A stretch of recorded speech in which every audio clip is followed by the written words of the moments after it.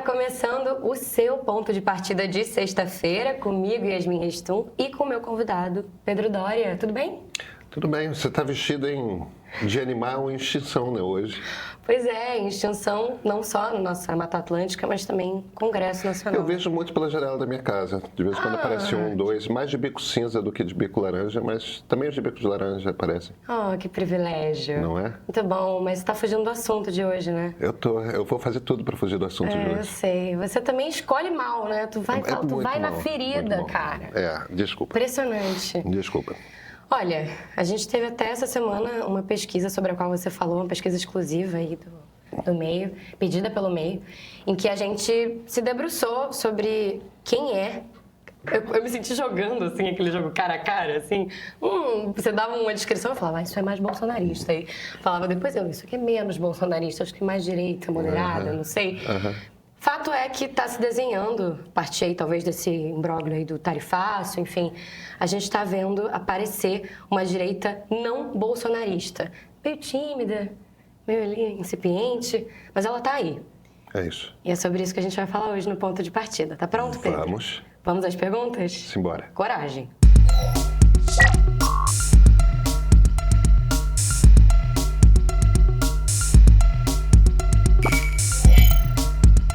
Eu vou começar já pesado, tá? Tá bom. O Juan falou o seguinte: eu tenho a impressão de que o Pedro posta esse mesmo vídeo a cada 2 semanas. Pedro, nós já entendemos que você enxerga um espaço para um candidato de direita não bolsonarista para ganhar a eleição de 2026. Mas será que esse candidato hipotético de direita consegue chegar ao segundo turno sem apoio do movimento bolsonarista? Acredito que não.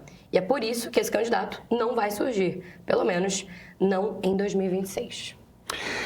Yasmin, a questão é a seguinte, a gente tem 2 institutos de pesquisa que mergulharam nos seus dados e concretamente olharam ali e viram a divisão da direita. Então, a gente tem tanto o IDEA quanto a Quest. Os 2 são excelentes institutos, padrão ouro, que junto ali com IPEC, com Datafolha, com o IPEC agora está com Y, né? O IPESP, você percebe que são pesquisas que todo mês estão muito, muito parecidas uma com as outras. E isso mostra, em essência, como eles usam métodos, às vezes, diferentes, mas estão olhando para a mesma sociedade e tirando o mesmo retrato. Eu pedi para o pessoal do IDEA, que é parceiro do meio, para fazer esse corte que a Quest já fazia e o que eles encontraram é mais ou menos a mesma coisa que a Quest. Ou seja, 12% dos brasileiros se consideram bolsonaristas e 26% dos brasileiros são de direita e não enxergam em Jair Bolsonaro o seu líder. Primeiro, são números muito, muito parecidos com os que a Quest tem. E olha, eu tenho certeza que se o IPESP fizesse esse estudo, se o Datafolha fizesse esse estudo, se o IPEC e os IPEC fizessem esse estudo, iam encontrar a mesma coisa. Tá? Então, do que a gente está falando aqui? Primeiro, isso existe.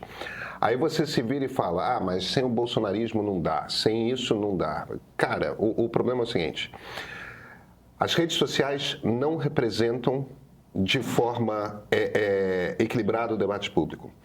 Existem algoritmos que têm o interesse, que é o interesse comercial das redes, que não tem nada a ver com política, que é o interesse comercial de inflamar o debate. Como é que você inflama o debate? Você bota as pessoas de um lado e de outro que mais incomodam o outro lado. Então você vai mostrar com muita voz a esquerda que mais incomoda a direita. E você vai mostrar com muita voz a direita que mais incomoda a esquerda.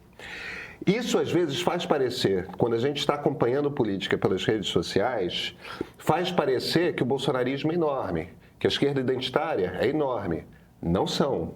São movimentos minoritários que, por causa de uma tecnologia que apareceu, de empresas que não tem nada a ver com o jogo da política, mas que é no seu cercado, é no seu espaço que boa parte dos debates públicos se dá hoje, a gente, a partir disso, tem uma visão distorcida do que a sociedade é. Mas eu volto ao ponto. 2/3 da direita brasileira não é bolsonarista e realmente preferia que Jair Bolsonaro fosse embora. Agora, número 1, os partidos políticos, eles têm um conflito aí, que é um conflito difícil de você se desvendar, do qual você se desvencilhar. O primeiro é, por um lado, se você quer se comunicar e você quer aparecer como um político de direita, você faz isso usando as redes sociais. E a maneira de você fazer aparecer mais nas redes sociais é radicalizando, é se bolsonarizando. Então, se você quer aparecer nas redes, você precisa jogar o jogo das redes, que é fazer aquela caricatura da direita que o resto do Brasil odeia. Se você quer aparecer na esquerda, se você quer aparecer com força na esquerda, faz uma caricatura da esquerda que a sociedade rejeita. Entende?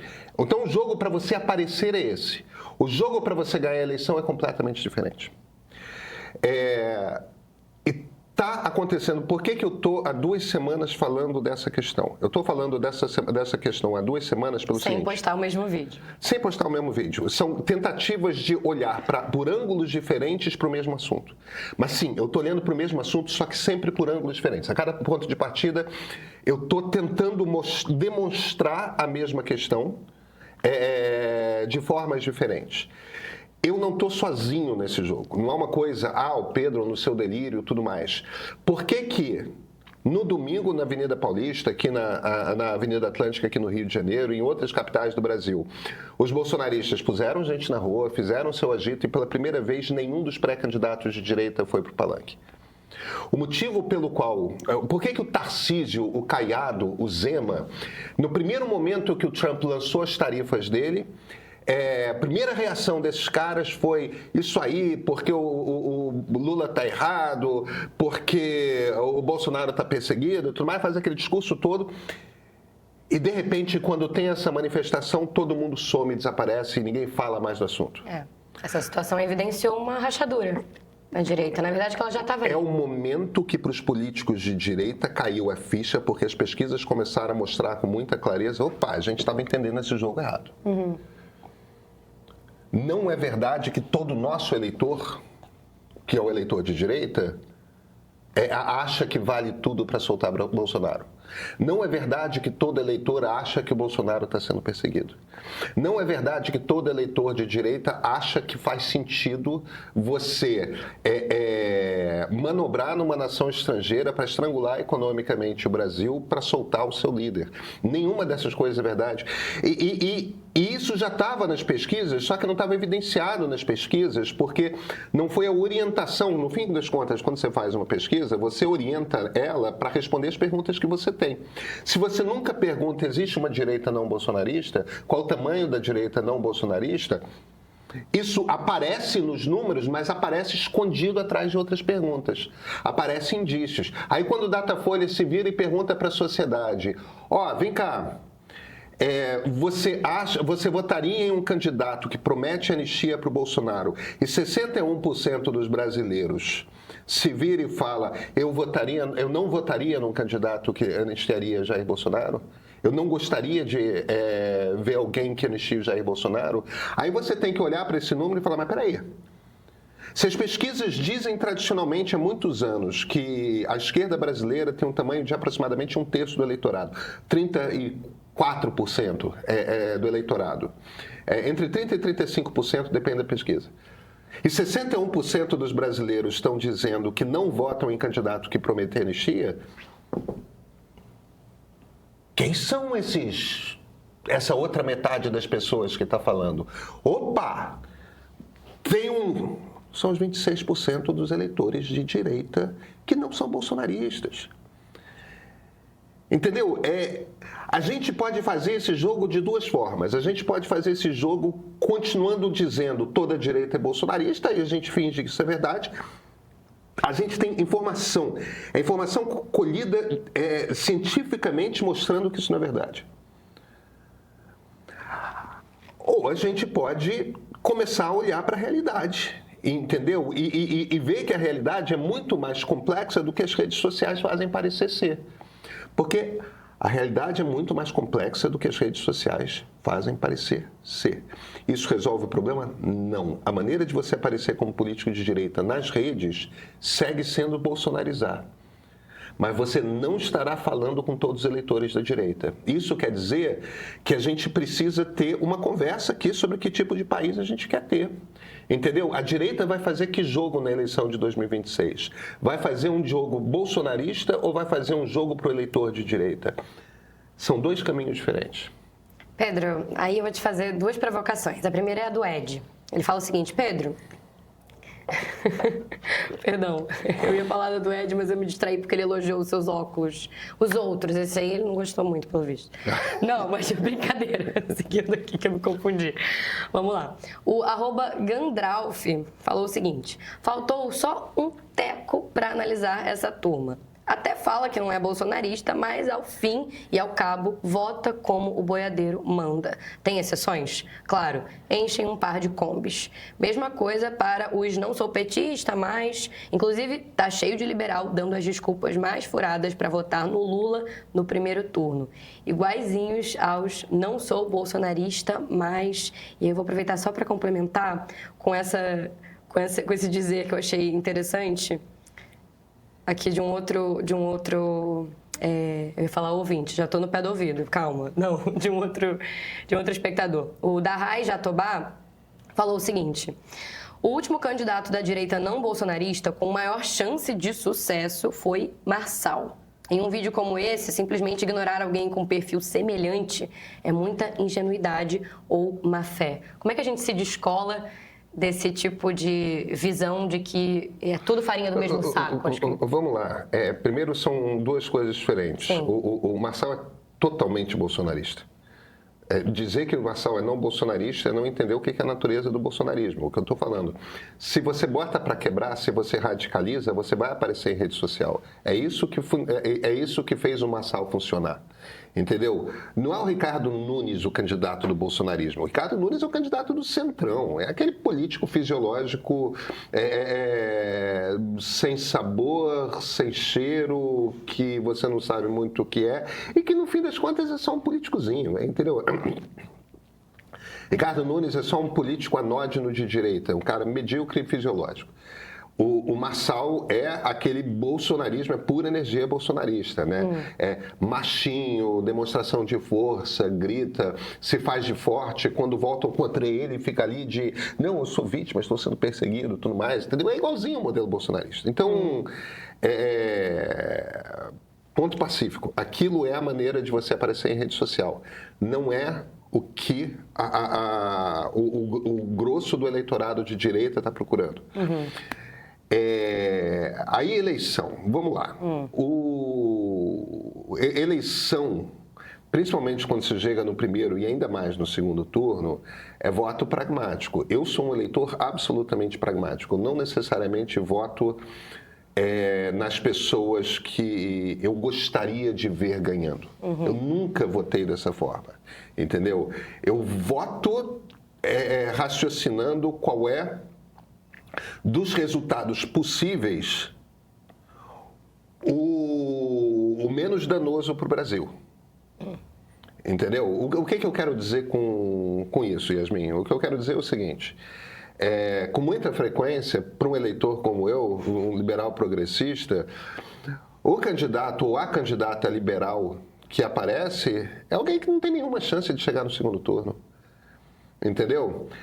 Se eu acho que não faz diferença das duas pessoas que vão para o segundo turno, eu voto. Eu sou perfeitamente capaz de votar num terceiro candidato que não é meu favorito, mas para ver se consigo, de repente, numa onda, empurrar aquela pessoa para o segundo turno. Sim. Em vez das duas pessoas postas. Eu estou fazendo cálculo o tempo todo. Eu acho absolutamente razoável que as pessoas façam cálculo na hora de votar. Entendeu? E no segundo turno, então, segundo turno é sempre um cálculo de quem é o menos pior. É sempre isso. É o que é, entendeu? Tem um candidato de esquerda, tem um candidato de direita.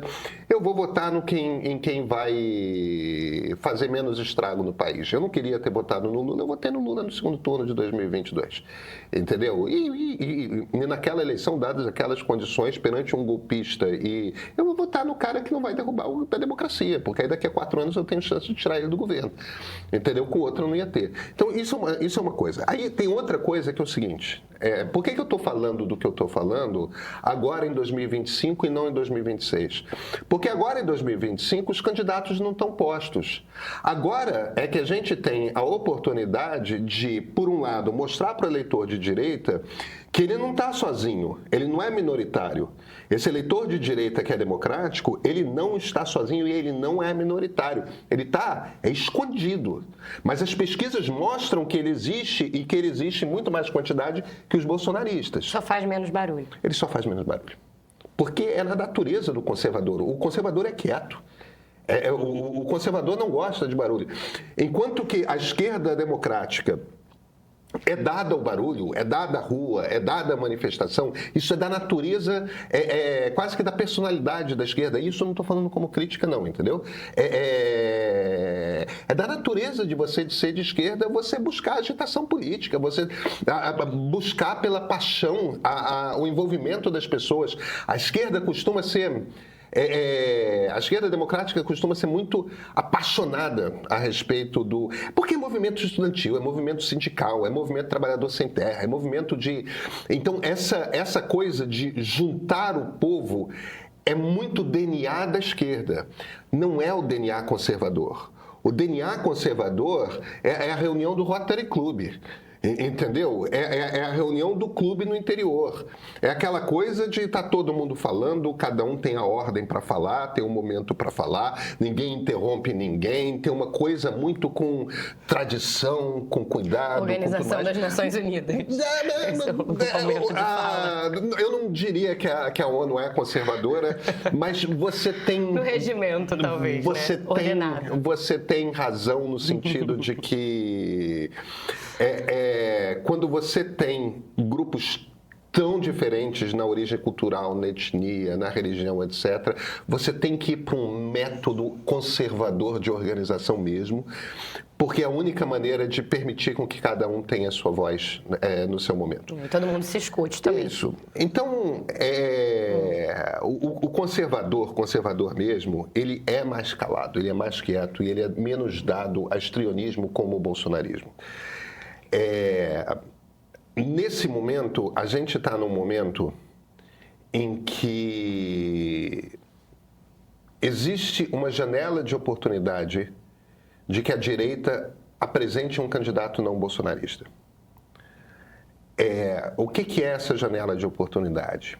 Primeiro, Jair Bolsonaro está em prisão domiciliar. Ele não vai mais se manifestar. Carta fora do baralho. Ele vai ser condenado daqui a 1 mês e meio. Entendeu? Daqui a 2 meses. Acabou. Acabou para o Bolsonaro. Então, ele está fora do jogo. Os filhos vão continuar dizendo. Mas o silêncio do Bolsonaro, porque ele cometeu um crime, porque ele tentou dar um golpe de Estado, ele vai ser preso. O silêncio do Bolsonaro dá um respiro, porque tira aquela voz histriônica que se impõe, e vai dar um espaço para a direita passar entre agora e março, abril, conversando internamente, fazendo pesquisa, fazendo discurso, se organizando. E talvez ali a gente veja um espaço para a organização de uma direita não bolsonarista. Tem um segundo item aí que é importante. Além de ter esse espaço de tempo sem o Bolsonaro para a reorganização da direita, a gente vai começar a sentir os efeitos em cidades muito bolsonaristas das tarifas do Trump. Entendeu? Vai criar desemprego em gente que é bolsonarista, vai ser doloroso na economia de cidades muito bolsonaristas, cidades do agro, cidades da indústria calçadista, cidades, empresas grandes de maquinário, entende? Que é uma coisa muito interior do São Paulo, uma coisa muito centro-oeste, uma coisa muito interior do Paraná, uma coisa muito interior do Rio Grande do Sul, Santa Catarina. São esses os lugares que vão ser mais atingidos. Então, muitas dessas pessoas, daqui a 4 meses, vão ver, em essência, quais são as consequências na sua vida da fúria dos Bolsonaros, da família Bolsonaro contra o Brasil. Então, o momento da gente botar isso em pauta é agora. Como é que é o meu papel nesse negócio? O jornalista é Pedro Doria. O meu trabalho... mas o meu trabalho é fazer análise política. O meu trabalho não é trazer o que as pessoas querem ouvir. Isso é o trabalho de quem quer audiência. Entendeu? Aí tem os sites de esquerda, tem os sites de direita que ficam ali... Entretenimento também, mas tem inclusive um termo para isso nos Estados Unidos, que é politainment, né? Entretenimento político. Que, na verdade, o que você está fazendo ali é ficar falando para as pessoas aquilo que elas querem ouvir, aí mexe com a paixão, elas ficam na live. É isso aí, esse jornalista é meu herói, vira o tio fulano, viva o velho Beltrano, tudo mais, e tá tudo certo, tá tudo valendo. Não é a minha ambição, não é o que eu quero.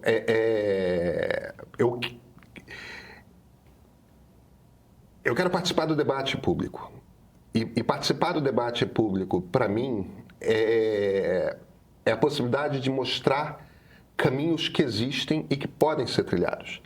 Mostrar que a gente não está preso a apenas 2 caminhos.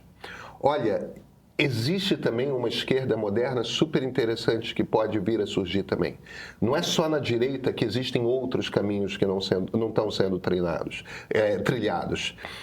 Existem caminhos, existem possibilidades. A gente não está preso a 2 únicas visões de mundo. A gente não está preso a um político de esquerda de 80 anos de idade cuja concepção de mundo se ancora nos anos 70. A gente não está preso a um velho capitão golpista que tem saudades da época do Rio Centro, dos militares bandidos que torturavam, explodiam gente e tudo mais. A gente não está preso a essas únicas visões de país. A gente tem visões possíveis de Brasil para o futuro. A gente podia estar explorando essas visões. As redes sociais, elas travam o debate, fazendo do debate uma caricatura. E então... no segundo turno, se o candidato da direita é bolsonarista e o candidato da esquerda é o Lula, a maior parte desses 26% vota no bolsonarista? Vota, se esse for o segundo turno. E se as opções oferecidas forem outras? Por que a gente tem que simplesmente partir do princípio que todo mundo vai fazer o óbvio? Bolsonaro não era óbvio em 2018. Marina Silva não era óbvia em 2014. Às vezes, coisas não óbvias acontecem. Fernando Henrique não era óbvio como o ministro da Fazenda, quando Itamar Franco teve que demitir o 4º ministro da Fazenda seguido. Nada... As coisas que são realmente revolucionárias e que mudam o mundo... num determinado momento não são óbvias até que as pessoas olham e consideram não podia acontecer outra coisa. Muitas coisas podem acontecer. Pedro, seguindo aqui nessa toada, eu vou ler o comentário do Maurício Negro 5551, um arrobão. A direita não bolsonarista vai pelas conveniências. Até porque, por definição, ser conservador significa exatamente prezar e priorizar o que primeiro lhe interessa, em detrimento do bem-estar e aspirações alheias. Em outras palavras, os conservadores foram e sempre estarão dispostos a apoiar representantes, por mais boçais, desqualificados, inaptos, burros, desonestos ou violentos que sejam, se for pela manutenção dos seus interesses, status e privilégios. Talvez seja mais fácil lidar e se posicionar contra a estupidez, com a estúpida, talvez, ostentação dos extremistas do que com a cabotinagem dissimulada dos supostos moderados. Os primeiros querem retroagir a qualquer preço. Os segundos, resistir até onde é possível. Mas o bem comum não é prioridade para ambos. O que eu sinto nesse comentário do Maurício é que será que a direita bolsonarista não é mais alinhada a um, digamos assim, oportunismo do centrão, só que faz menos barulho? Eu acho que ele fez uma caricatura. A gente está falando disso, né? Ele fez uma caricatura do que o conservador é. O conservador é extremamente preocupado com comunidade. O conservador é extremamente preocupado com tradição. Você diz isso por conta dos ideais ligados à família, talvez? Imensamente. Você pensa no conservador, a gente tem um modelo de sociedade pré-moderna. O modernismo, que é aquela coisa que começa ali, a idade moderna no sentido político, no sentido histórico, começa ali pelo iluminismo, né? Que é quando os ideais liberais começam a aparecer. E os ideais liberais, eles começam a botar no centro da vida política a pessoa e não a família. É a pessoa, é cada pessoa por si, é cada pessoa com seus direitos. O seu pai não decide o seu futuro, a sua mãe não tem voz de ordem sobre você. Eu tô achando engraçado, porque quando você fala isso, parece que como o feudalismo, saindo do feudalismo, a gente começou a criar um senso de privacidade depois, né, do que é ter privacidade, individualidade. É isso. No iluminismo a gente tem isso para os direitos da pessoa, mas né, individualmente. É isso. Curioso. Você sai ali da Idade Média, você vai para a Renascença, a Renascença começa a reconhecer o ser humano. E a Renascença vai desembocar no reconhecimento dos direitos políticos desse ser humano. Sim, mas enfim, conservadorismo. Mas o conservadorismo, o que ele essencialmente mantém é uma concepção anterior. Não é que ele necessariamente rejeite os direitos individuais e tudo mais. Afinal de contas, ele topa jogar o conservadorismo democrático, ele topa jogar o jogo da democracia. E a âncora da democracia são os direitos individuais garantidos pelas constituições de democracias que são liberais. Mas a concepção de ordem dele é extremamente fincada na tradição. Então, para o conservador, a família vem na frente dele. A família, e quando eu estou falando de família, eu estou falando de não só do núcleo familiar, como da família estendida. E isso envolve a sua comunidade, a sua igreja, entendeu? A sua congregação, a sua vizinhança, o cuidado com a vizinhança. O conservador, ele é muito pouco egoísta. Eu estou falando, evidentemente, de um conservador que não é um conservador caricatural. Estou falando, mas enquanto você pode acusar um liberal de egoísmo, eu não sei se seria uma acusação justa, mas é uma acusação que encaixa, de alguma forma, nos preceitos do liberalismo. Eu acho que é uma acusação injusta porque, na verdade, quando o liberal fala de direitos individuais, ele não está falando só dos dele, ele está falando dos de todo mundo. É que eu acho que para o conservador esbarra numa questão moral também, né? Muito. Aí já fica meio... desce quadrado. Muito. Acho que é isso. Então, quando ele está partindo do princípio de que para o conservador o importante é o meu poder, o importante... Esse cara não é conservador. Esse cara é outra coisa. Essa figura aí que ele está descrevendo é outra coisa. Não é um conservador. Não é um conservador como a ciência política compreende, ou a filosofia política compreende o conservadorismo. Perfeito. Pedro, seguindo aqui nos comentários, tem uns sensacionais assim que eu vou ler só a título de... pra gente se divertir. O Rui César falou o seguinte: direita não bolsonarista é que nem o Irineu. Você não conhece, nem eu.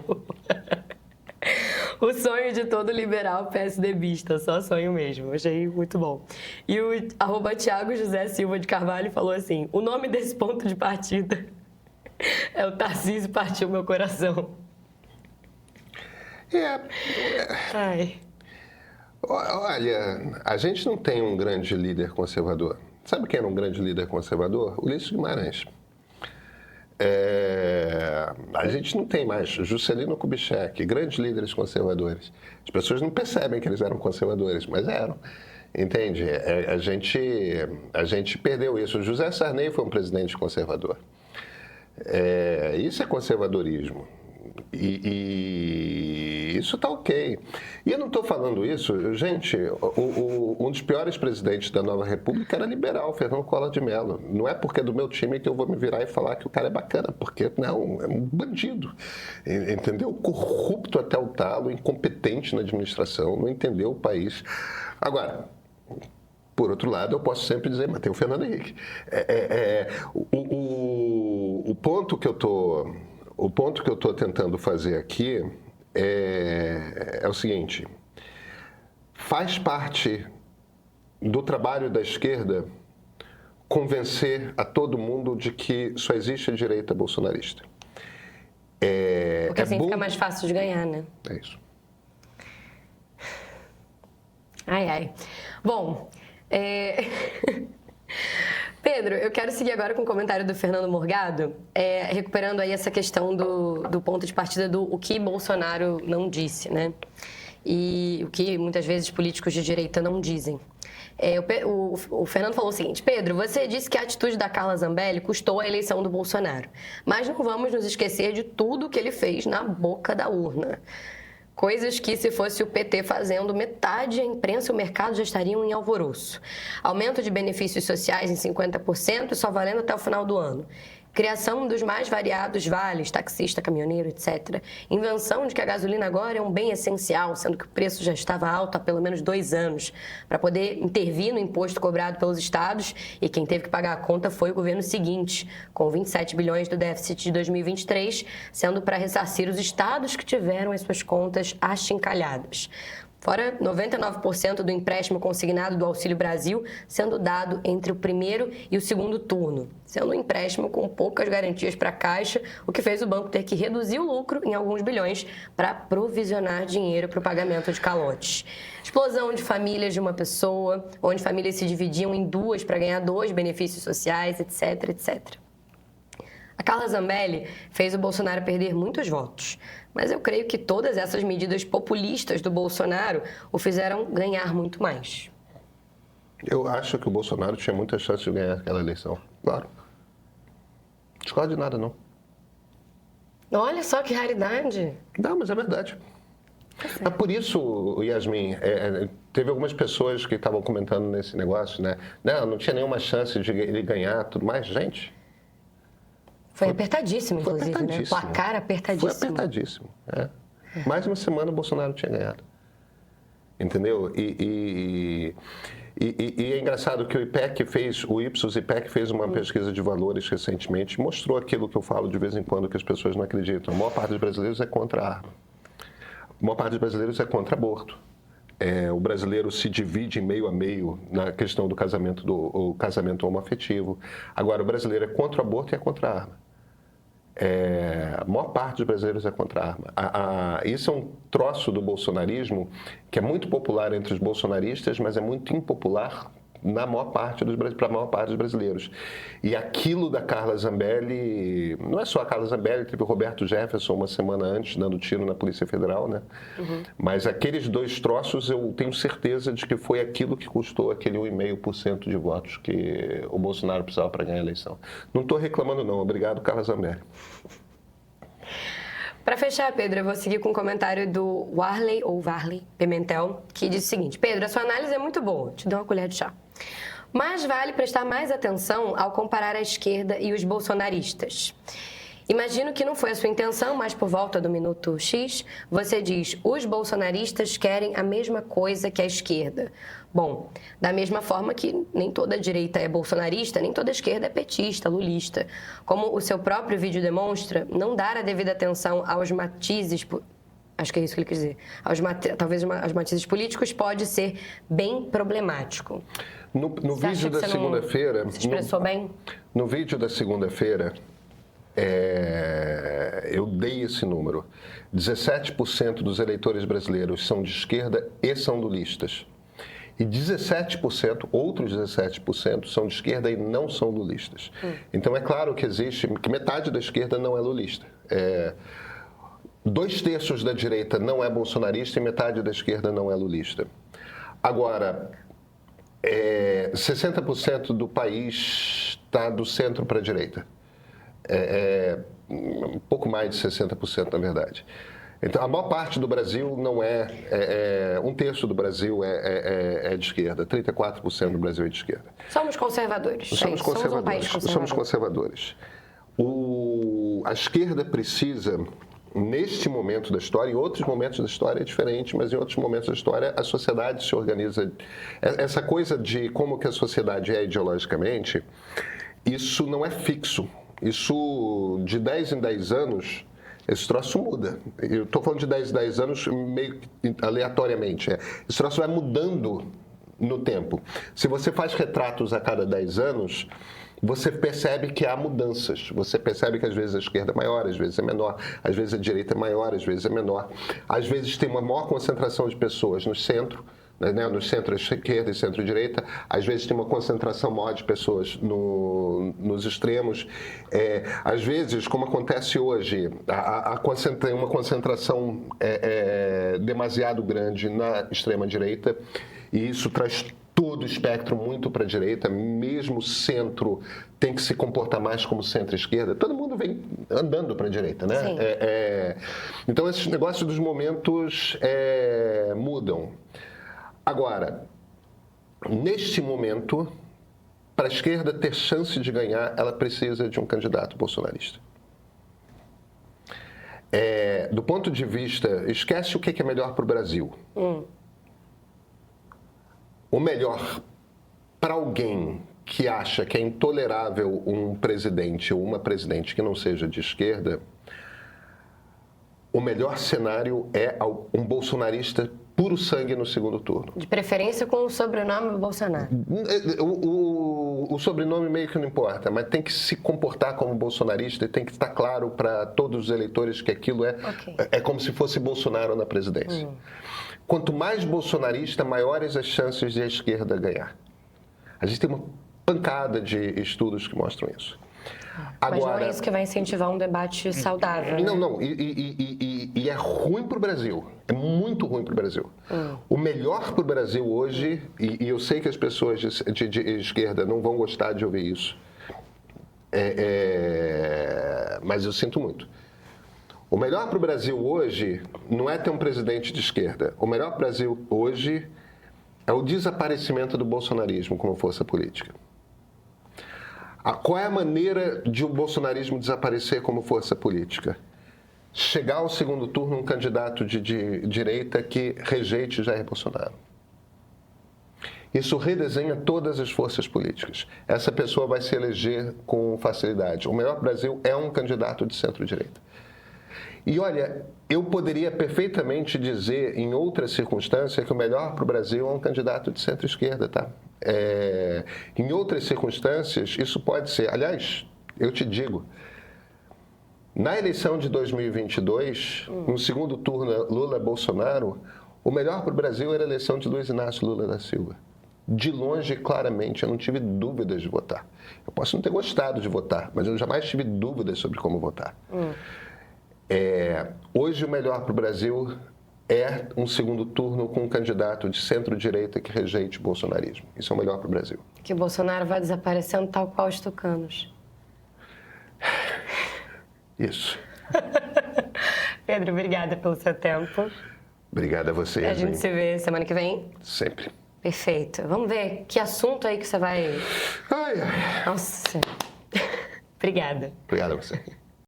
Ei! Você que está comigo aqui no YouTube, já acompanha o Ponto de Partida? O PDP é o meu programa das segundas, quartas e sextas-feiras com análises quentes sobre os principais assuntos que movimentam o noticiário e também respostas aos comentários de vocês. Mas alguns temas, eles precisam de mais tempo, mais calma e mais contexto. Daí surgiu o Ponto de Partida série. É um formato especial com episódios bastante maiores, produção pensada para streaming e recursos visuais super elaborados para mergulhar e contextualizar temas que merecem um cuidado e especial. Por isso decidimos fazer episódios sobre o conflito entre Israel e Palestina. Não é só notícia, é história, sociologia, um trabalho intenso de apuração e muita pesquisa. Gente que assistiu e escreveu dizendo que finalmente conseguiu entender a origem desse conflito, das raízes na Idade do Bronze até a era da inteligência artificial. Outros comentaram que é um conteúdo tão esclarecedor que deveria ser exibido nas escolas. Que bacana. Muita gente dividiu conosco que conseguiu desfazer ideias equivocadas. E isso deixa toda a equipe muito feliz, porque é exatamente esse o propósito. Clarear o que parece complicado demais e o que está por trás dessa guerra que não nasceu agora. Se você ainda não viu os novos episódios, fica aqui o meu convite. Assine o streaming do Meio e entenda com profundidade e clareza um dos conflitos mais complexos e importantes da atualidade.